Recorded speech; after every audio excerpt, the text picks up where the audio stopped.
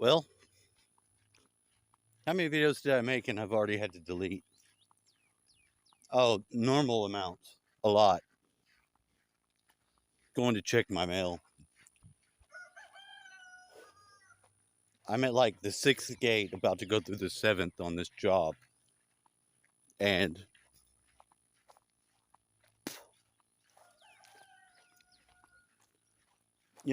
the last thing was I got some sort of code and an email. And I asked, I was like, so I send the code to the email? And he's like, yes. I'm like, okay, I didn't want to do it until I asked because it seemed like a code I'd need to be logging into something to have need for. And then it's like, that's not what I told you to do. I was like, I even asked you.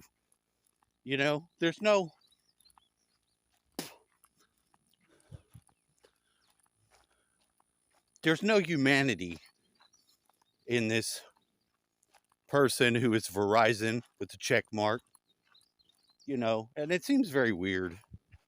As far as companies go, I guess that's a good one.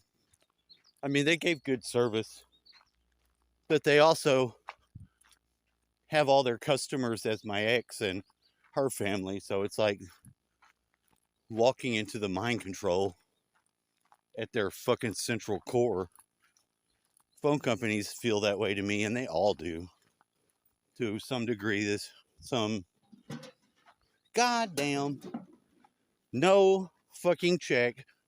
I couldn't call them today because their automated system takes off on Saturday. It goes to Hanukkah church. What do they call those Jewish churches? I can't think of the name right now. Synagogue. Thank you, secondary consciousness. I wouldn't know what I'd do without you. You'd lose most of your information that's not stuck to your core. Oh, that's true. It's very true.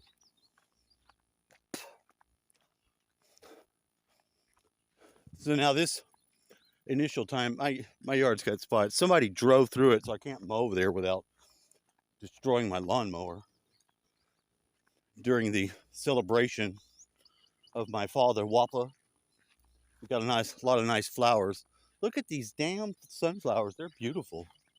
And they're so fucking tall. If you think I'm not coming out here and experiencing nature a little bit while I'm going through this process, you're out of your fucking mind. I don't even know who you are. I was pretty sure the mail hadn't came because I already checked it. But if I don't go out here during this process and breathe in this nature and stir a little bit of tech with some beyond and ground back in, then I find that I'm at fault. When I've done that or not done that, I'm at fault. When I do it, I'm not.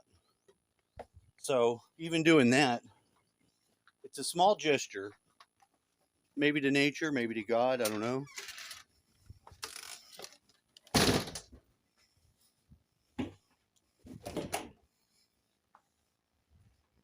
But I do.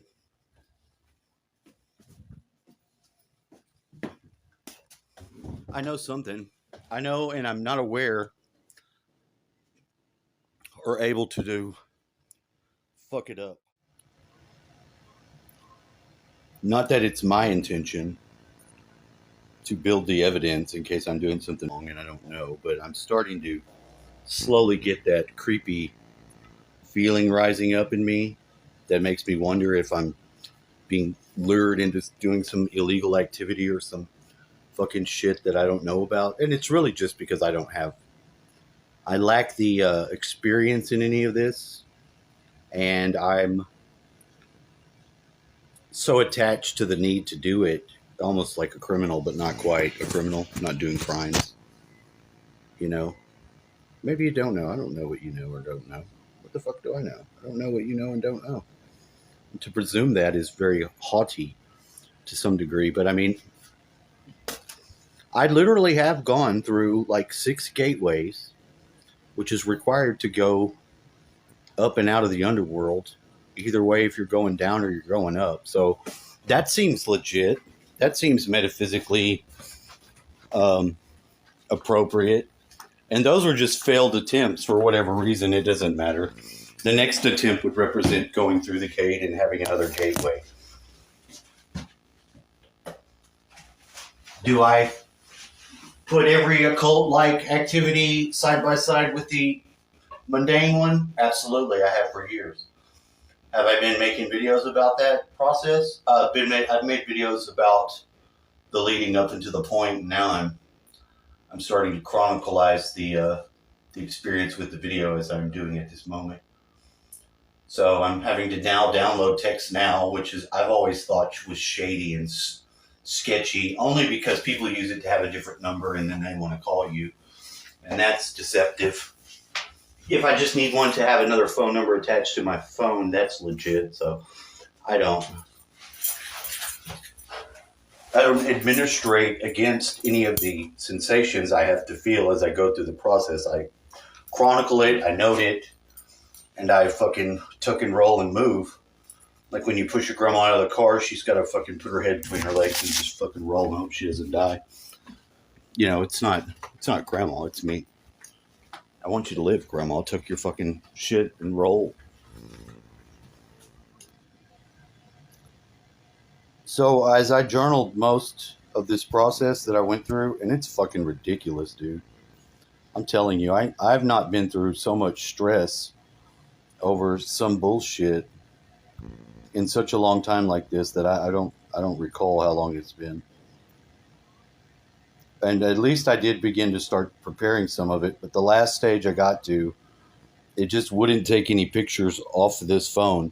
I have to use the other phone, which means I'd have to go through backwards every fucking thing that I did and back into this ID Me plus IRS app or website or some shit like that. And I was like, my data renews tomorrow with my phone. So I'm like, I gotta have to resume it then. My other phone is dead. It takes clearer pictures and they can appear, but like it didn't even tell me why it wasn't taking my pictures of the ID, and I don't know what the fuck that's about. There's only so much that I know. And like I'm trying to use it and go through it as best as I can, but I also know when I need to stop. And I've not quit or fully given up. I'm just accepting the beginning again tomorrow, because that's when my phone's off as of midnight and I paid the bill. So that's as far as I can go on it like that. And then I started getting no response to my questions as I asked them. So I'm sure that life has to mesh with this new whatever the fuck it is. I've not quit. I'm not giving up. I'm not even inside the gateway yet. You know, but some of the stuff is just real stupid. And I encountered this with the state's websites, like the Texas Workforce. When you go onto theirs, it asks me to put in my birthday, okay? You normally put your birthday in month, day, 4-digit year. Now, the example they showed had parentheses. That was the only thing left, and I didn't have the spaces to put parentheses.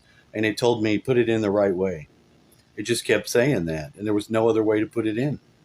So, I mean, in situations like that, what do you do? What do you do other than be stressed the fuck out and nearly pull your hair out? I mean, there's only so much of that type of stress I'm willing to fucking handle when I'm not getting anywhere at all. So that was my experience. I have not quit. I've reserved the rest of it till tomorrow because I'm going to have to use this other phone. But this is my experience doing it, going through trying to get this job and wanting the fuck out of it. I do. I need it. I have to have it or I'm totally sunk. You know, and I'm still waiting on this check, and that's really fucking disturbing me because it's like they're really taking their time. And, you know, I'm still left with the feeling like my ex is going to steal it somehow. You know, and it didn't help being Verizon's the one that wants me to fucking do shit, and they're the phone company of all that. So, you know, in my former relationship, I'm really left with a lot of fucking holes of pain. You know, because number one, I don't understand why that person went through she was not going to talk to me. I remember her saying something about like, just get your job and get back to, like, she just wanted me to get a job and just resume life as normal. after testifying against me and lying on the stand. And that wasn't a possibility for me. I didn't fight with her about that or really get into it. I just slowly began to ungrasp. But there was no connection, just like there was in the marriage. There was no connection to actual fucking the things that make a man feel safe in his home. I didn't get that. I got the opposite of it. I got infidelity and I got fucking other bullshit. And like immediately during any time, like you first get married and you're married, you think the first year you wouldn't have somebody fucking somebody in your own house. You know, shit like that really set landmines in my concept of this person and the whole role of another person in your life. You know, when you expose yourself to that level of fucking being, you know, and you get damaged. Now, I know I did damage too, but the thing different is that I set to correct myself.